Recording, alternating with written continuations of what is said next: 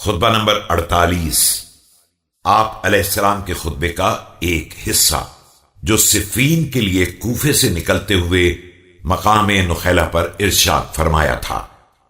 بسم اللہ الرحمن الرحیم۔ پروردگار کی حمد ہے جب بھی رات آئے اور تاریکی چھائے یا ستارہ چمکے اور ڈوب جائے۔ پروردگار کی حمد و ثنا ہے کہ اس کی نعمتیں ختم نہیں ہوتی ہیں اور اس کے احسانات کا بدلہ نہیں دیا جا سکتا ہے۔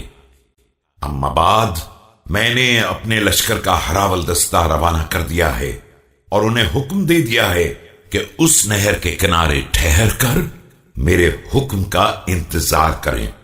میں چاہتا ہوں کہ اس دریائے دجلہ کو عبور کر کے تمہاری ایک مختصر جماعت تک پہنچ جاؤں جو اطراف دجلہ میں مقیم ہے، تاکہ انہیں تمہارے ساتھ جہاد کے لیے آمادہ کر سکوں اور ان کے ذریعے تمہاری قوت میں اضافہ کر سکوں۔